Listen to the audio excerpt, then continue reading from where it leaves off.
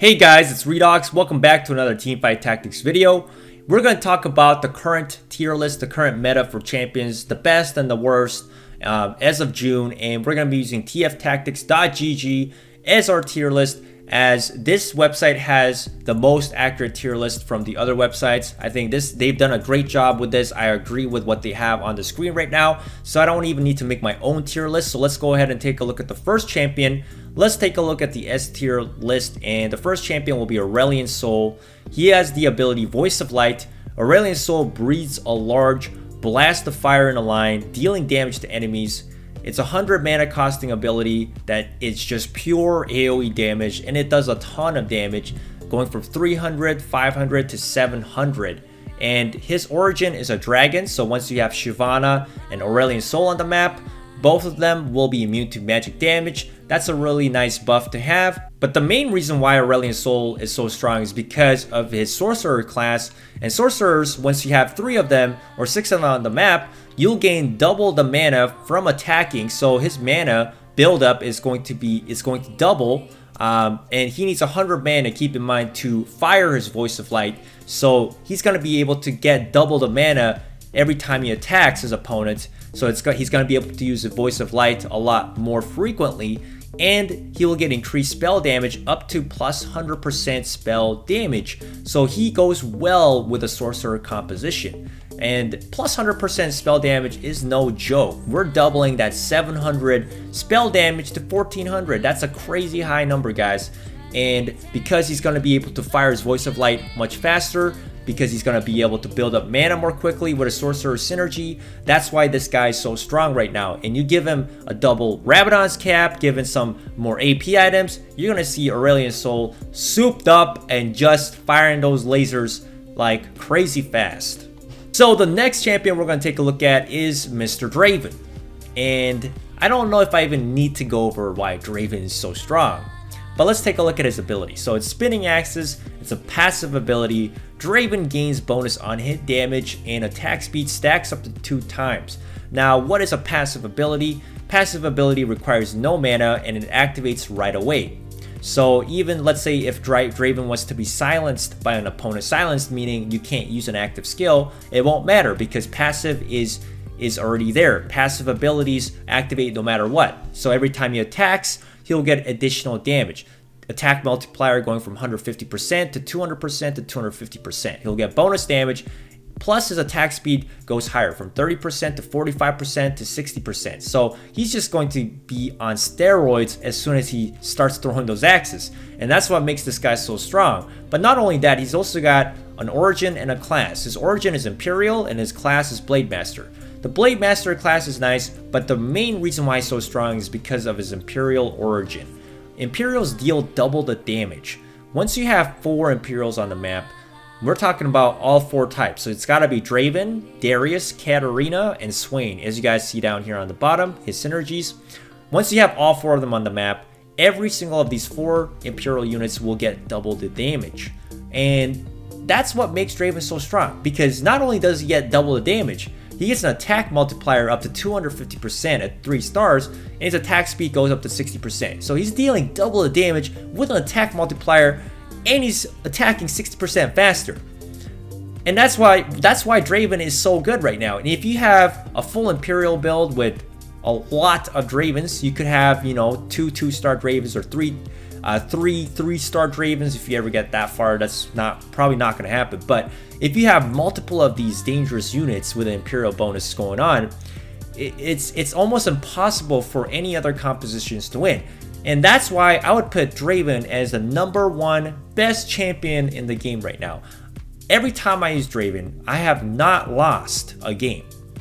I am not even kidding, guys. I can't really think of a game where I have really lost with Dravens and Imperial builds. As soon as I go for a full out Imperial build with Dravens, it's pretty much a wrap. It's game over for my opponent. And just imagine if you gave Draven also items, Bloodthirsters, Infinity Edge, Gwynsu's Rageblade. Just if you stack him up with items, he's gonna be even more deadly than just his self without the items.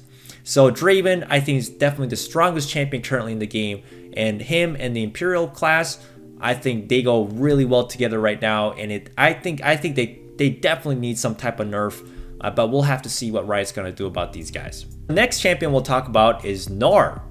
And Narc's active skill is that he transforms into his bigger form, and he gains health, attack damage, and jumps behind the furthest enemy like an assassin, damaging and stunning enemies nearby.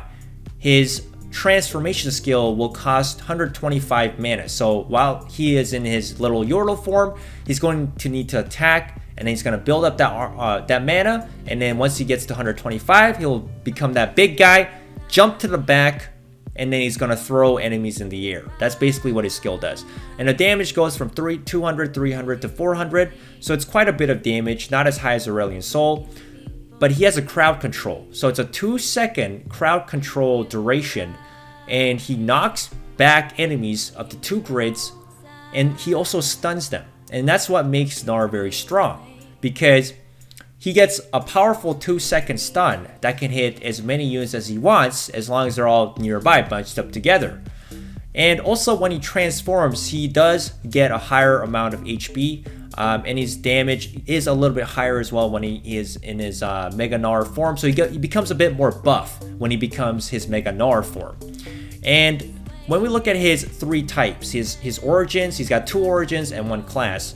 His first origin is the Wild Origin. Attacks generate stacks Fury up to 5 times. So once you have wild units on the board, he gets more attack speed. He also has a Yordle origin bonus here. Attacks against ally Yordles have a chance to miss. If you have 6 Yordles on the map, 50% chance to miss attacking Narc. So just that's a lot. That's a lot of evasion bonus when you think about it. 1 and 2 attacks are gonna miss this guy. So if you have 6 Yordles on the map, there's a very good chance Narc is going to always transform into his Mega Narc. Narc is not as strong when he's not in his Mega form. So if you kill him when he's in his little form, he's going to die, and he's not going to be a problem. He becomes a problem when he becomes a big guy, jumps into the back line, and then throws all your 6 guys in the air, stunning everybody, and they're just going to end up dying to his other units while they attack you, while your units are stunned for 2 seconds.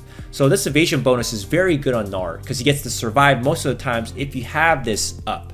And his third bonus is the class bonus, Shapeshifters. Shapeshifters gain bonus maximum health when they transform, so he gets a plus 100% bonus maximum health when he becomes a Mega Narc. And basically, if you have Narc and 2 other shape-shifting units like Shyvana or Nidalee, they're basically essentially going to heal up, because if you get a plus 100% bonus health, you're gaining health. So Narc is going to heal even though he's damaged in his little form. If he ever gets to transform, he kind of has a second life, and that's what makes Narc very strong. He's got a lot of origins, some nice Yordle origin bonus, for example, that evasion bonus where he gets to evade 1 and 2 attacks, and he gets plus 100% extra health when he transforms.